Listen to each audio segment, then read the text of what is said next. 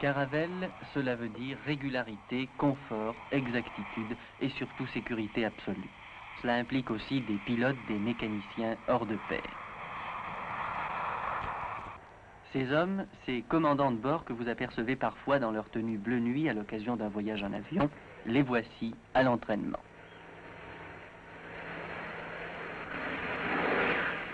Pendant 4 jours, nous avons partagé leur vie, suivi leurs efforts, admiré leurs connaissances. Ils étaient 15 commandants de bord, pilotes de ligne chevronnés sur avions à hélice, DC-4 ou Constellation, qui terminaient leur stage de qualification sur Caravelle. Autrement dit, certains d'entre eux, les meilleurs, seront commandants d'une Caravelle d'Air France, maîtres après Dieu des destinées du grand oiseau bleu et blanc. Lieu d'entraînement choisi, Bastia.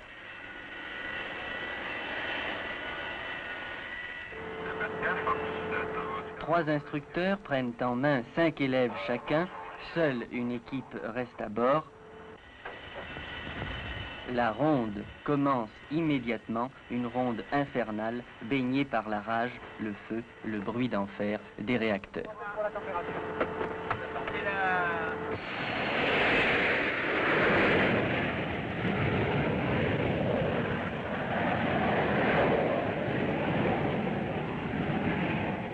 À l'intérieur de la cabine passager, les élèves révisent une dernière fois la procédure du vol à basse altitude avant de prendre chacun leur tour le manche en main. Nous aussi, nous sommes là. Nos caméras, avides de vous montrer des images inhabituelles, sont en place. Inhabituel aussi sur Caravelle, ce vol à 60 mètres du sol. Jamais, en effet, en ligne, un pilote ne fait prendre à l'appareil ces positions extrêmes. Regardez bien, on dirait que la Caravelle passe au-dessous de la cime des arbres. Effet d'optique, certes, mais elle n'en est pas loin en réalité. 300 pieds. L'exercice, c'est aussi la technique d'atterrissage en toutes circonstances. Ici, l'avion n'est pas dans l'axe de la piste, il se trouve trop à droite.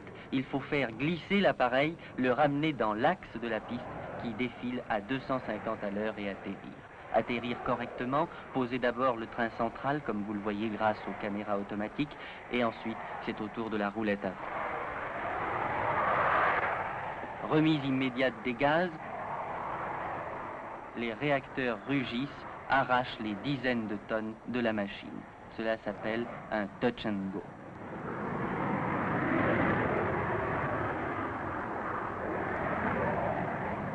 Grâce à l'aéroclub de Bastia et à l'un de ses moniteurs, M. Mattei, nous avons pu suivre en vol l'atterrissage de la Caravelle. Jamais le détail d'un atterrissage n'avait été filmé d'aussi près avec autant de précision.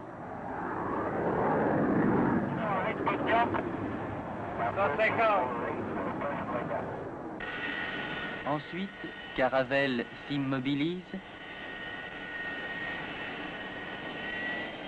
L'équipe numéro 1 descend. Les réacteurs se taisent. Le personnel spécialisé se précipite, vérifie le train, change les pneus usés. L'équipe numéro 2 va s'installer aux commandes, la ronde va continuer. Profitons-en, si vous le voulez, pour revenir en arrière par l'image en compagnie de la première équipe. C'est à Villegénis, en Seine-et-Oise, dans la vallée de la Bièvre, que nous la retrouvons.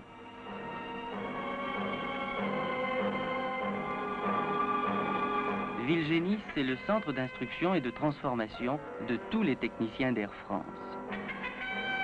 Les futurs commandants de bord s'y familiarisent avec les instruments et circuits complexes propres à la Caravelle.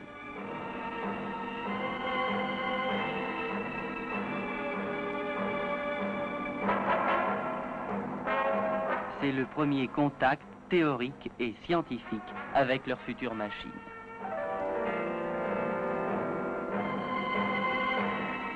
Chaque cadran, chaque instrument du tableau de bord fait l'objet d'une étude particulière et détaillée. Avant même de s'asseoir pour la première fois aux commandes de la Caravelle, ils doivent connaître parfaitement la place, le fonctionnement et l'utilité de chaque instrument. Rien n'est jamais laissé au hasard.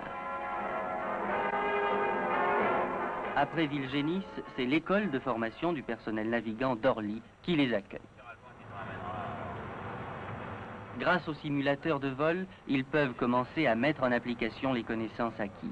Le simulateur reproduit exactement le poste de pilotage de la Caravelle. Le tableau de bord comporte tous les instruments sans exception. À l'arrière du simulateur, un instructeur joue le rôle de la tour de contrôle et communique tous les renseignements utiles à la route suivie fictivement par l'avion, tandis que le cerveau électronique reproduit les diverses phases du vol. À degré de sortie. Là, il compte un peu fort, là. Eh bien, garde là. Je mettrai le nombre de tours en conséquence. Pas grosse charge. Après le simulateur, ce sera la pratique sur une vraie caravelle, l'entraînement tel que vous l'avez vu à Bastia. Il y aura en plus les vols et atterrissages sans visibilité. Une question se pose pourtant, confie-t-on immédiatement 80 passagers au nouveau promu? Nous avons posé cette question au commandant Gléran qui dirigeait le stage à Bastia. Ces commandants de bord, non, ne sont pas lâchés tout de suite sur des caravelles. Ils font d'abord de nombreuses reconnaissances de ligne avec des instructeurs qualifiés et à la fin de ces reconnaissances, ils ont un examen, en somme, un nouvel examen avec leur chef pilote. Une fois que la qualification est acquise, est-ce qu'elle est définitive? Oui, cette qualification a été définitive, elle a en somme la valeur d'un examen, mais sous réserve de contrôle périodique, et en particulier d'un contrôle annuel à l'école que vous venez de voir. Ce contrôle porte d'ailleurs sur bon nombre d'exercices que vous avez vus, et en particulier sur des exercices spéciaux tels le vol sur un réacteur qui ne doit poser aucun problème à un pilote de ligne. S'il arrivait quelquefois qu'un commandant de bord de caravelle ne satisfasse pas à ce contrôle périodique, qu'est-ce qui se passerait? Eh bien, dans l'immédiat, il ne se passerait rien de dramatique. Il aurait un complément d'instruction pour voir si c'est une baisse de forme passagère ou un accident. Et les choses rentreraient dans l'ordre. Mais si c'est vraiment une baisse de forme permanente, eh bien, on serait obligé de prendre des mesures draconiennes, ce qui arrive d'ailleurs très rarement. En somme, un pilote, surtout un pilote d'avion à réaction, doit toujours travailler, doit toujours se tenir au courant. Ah oui, il doit toujours se tenir au courant. Si on ne se tient pas au courant, dans cette technique qui évolue rapidement, eh bien, on est purement et simplement dépassé. À Bastia, c'était aussi cela le but de l'entraînement, ne jamais se laisser dépasser par la rapidité d'évolution de la machine. Les jeunes commandants de bord, les mécaniciens, doivent s'adapter au rythme nouveau pour eux de la caravelle qui, au lieu de voler à 500 km à l'heure maximum comme les avions à hélice tels les Constellations, évolue à 880, 900 et même 1000 km à l'heure. Ainsi, pendant 4 jours dans le ciel bleu de Corse, la caravelle d'Air France Nivernais n'a cessé de décoller, d'atterrir, d'évoluer à si basse altitude que les troupeaux de moutons en étaient quelquefois effrayés. 1005, il faut accélérer vers 50. Pourquoi tu mets 1000 tours alors 1005. Et tu n'as pas la vitesse. Un peu haut. Laisse 7000 tours. Quand tu atteins ton PRS.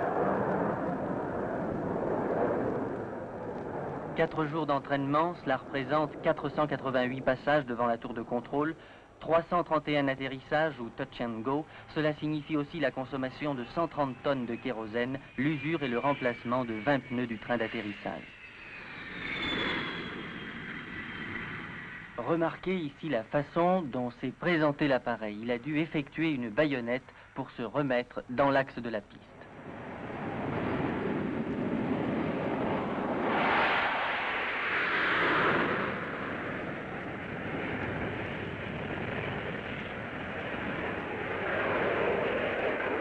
Pourquoi mener les hommes et les machines à ce train d'enfer? Tout simplement pour vérifier la perfection des connaissances, pour que ces hommes puissent en toutes circonstances dominer l'appareil, qu'ils en restent les maîtres absolus. Et puis aussi parce que ceux qui dirigent la plus grande compagnie d'aviation commerciale française restent fidèles au vieil adage « qui peut le plus peut le moins ». Voilà pourquoi, pendant 4 jours à Bastia, la caravelle Nivernais a tenu l'air 36 heures, le jour et quelquefois la nuit, dans un balai de décollage et d'atterrissage.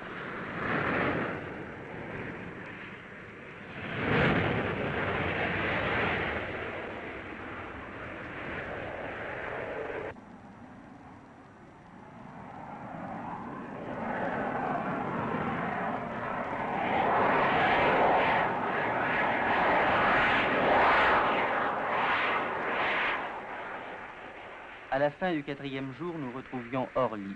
Bastia et son accueil sympathique n'étaient plus qu'un agréable souvenir. Orly, où des commandants de bord, des copilotes, des mécaniciens en habits galonnés allaient amener à bord d'une caravelle semblable à celle de Bastia des passagers détendus, confiants, avec juste raison dans la valeur de l'équipage. Ôtez les galons, faites reculer le temps de quelques mois ou de quelques années et vous aurez les pilotes que nous avons vus travailler. Grâce à ce travail, à cette sévérité, les caravelles peuvent partir tranquilles à la conquête de la nuit.